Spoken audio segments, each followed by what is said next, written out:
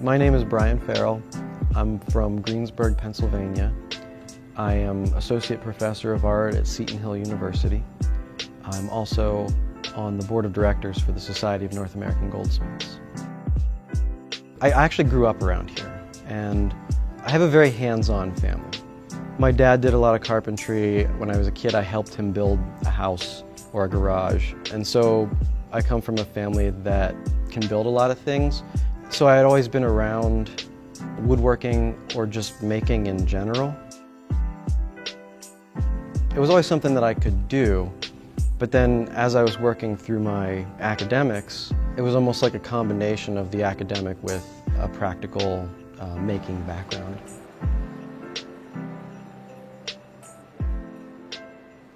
I do incorporate wood in most of what I make. I do a lot of cups that have a carved wood sleeve, and then the metal drops down into the sleeve.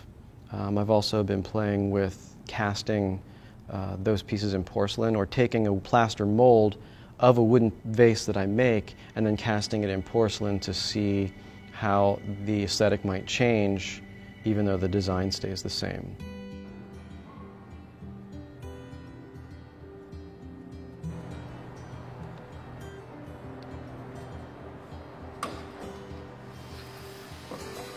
It was very natural for me to go from metal to wood. I was just able to take my thoughts and my ideas, and whether it's a chair or a cup or a vessel, I can make my drawings and know where the wood needs to go and where the metal needs to go. And in my mind, there's never any conflict as to which material it should be. Usually, when I'm making something, I start out with a thick piece of wood, and I'll mark it and then start to carve it away, cutting the angle around the outside, tapering it, and then starting to carve out the bottom to give it some dimension. What I usually do is I have an idea of a cup set or a vessel set, some sort of grouping that is going to be on a tray or a shelf, and then I'll start to make that piece relative to the size or the amount of cups or vessels that are going to sit on it. The grinding wheel is very abrasive, and it leaves a texture behind. And I like the wood to be very smooth so that you can see the curves and the movement of the grain. So after I finish grinding it, I'll start to sand it totally smooth so that you see the surface of the wood. Sometimes I need to take off a lot of material, and the wood is really hard, so it would be faster for me to just go over to the saw and cut it rather than to grind it all away. And this would be similar, but the carving is slightly different. So this one cantilevers more, and this one is cupped out underneath. So you get a different visual on the table with your shadow. Sometimes I'll make multiple pieces as part of one grouping, and so I might make 4 or 5 shelves that all hang on the wall in a different way. You could arrange them on a wall how you want and make a sort of landscape.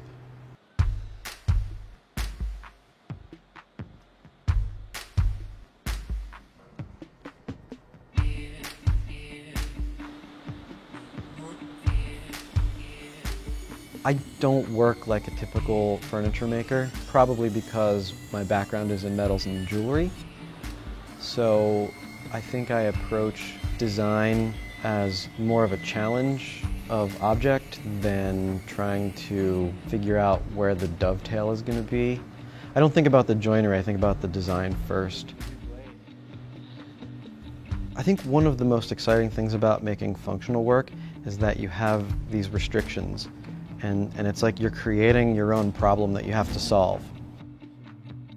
Sometimes if I'm making something and I make a mistake or I come to a roadblock, sometimes that actually feeds the design of the next piece, whether it means making adjustments to change it or if it actually gives you a new idea or a new challenge or a new problem to try to solve. So sometimes when you make a mistake, it can actually be the best thing for you because it opens up a new door that you didn't think about earlier. I think the most difficult part about the designs that I make are the transitions.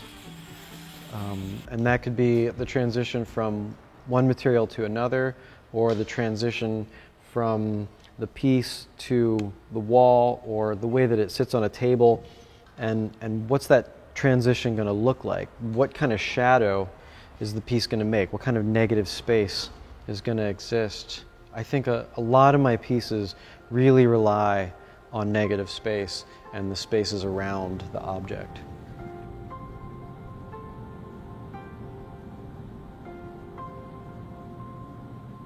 I think that wood is really central to everything that I make, even the metal stuff. So my metal work, this martini cup, for example, in order to actually make it, I made my own tool out of wood that I could use to hammer out the shape.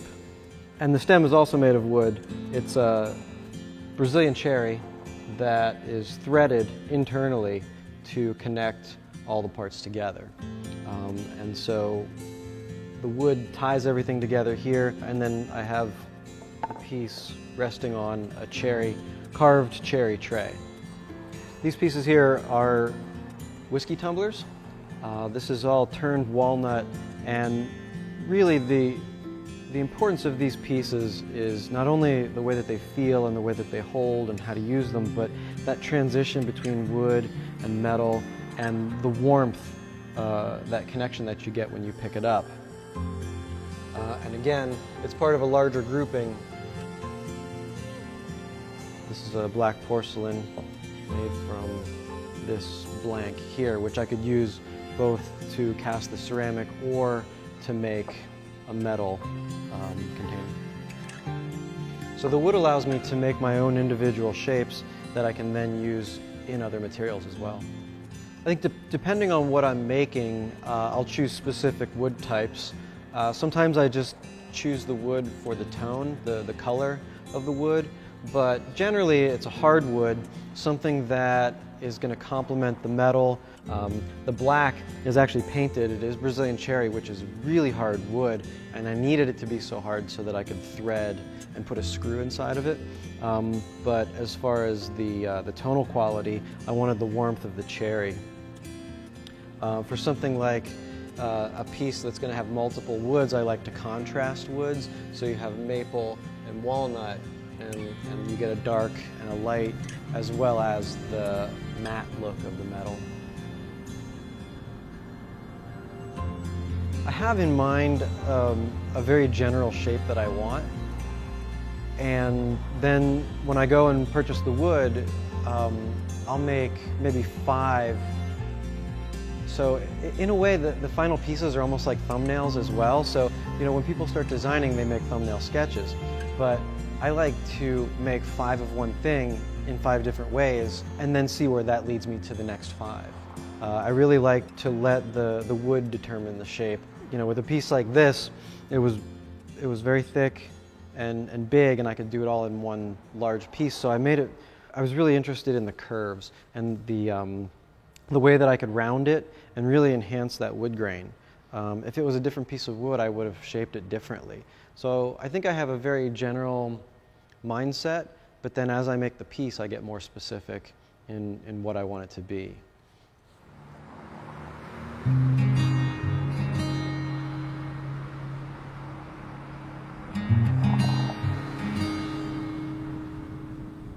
It's interesting to watch people sit on some of my furniture, because this one, for example, has 3 legs. And so I've had this at a show, people will sit on it, and they'll turn to tell somebody, and they'll say, hey, look at this, but they don't realize there's only 3 legs back here. So part of that is intentional. I want people to be aware of the design of the piece. I want them to understand that it only has 3 legs. I want them to understand that when they sit down, cables might flex. I want them to feel that. So I want them to be conscious of the design while they're using it. I think that people do have a reaction to my work when they see it, because they realize that it's not a piece of plastic laminate on particle board. You know, and it is an object that took time, and it's an object that can be enjoyed.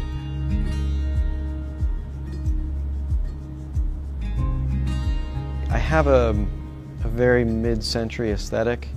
I think I have a very architectural inspiration, but I like the pieces to work, and I like that people want to use the piece. In a way, it's about experience, and it's about people enjoying what they're doing. When you force people to think about a chair with 3 legs, and you have to think about it when you sit down, maybe they're also going to think a little bit more about the conversation that they might be having, or the drink that they're taking a sip of. And they're not only going to think about the object, but they're going to think about the experience too. People think a lot about their past, and people think a lot about what they have to do, but they don't think about what they're doing. And when I'm designing my work, I want to help people think about what they're doing. Not only the function of the piece or what they can do with the piece, but how they will exist with the piece. And so the objects that I have and everything that I make is categorized as livingware. And I like that.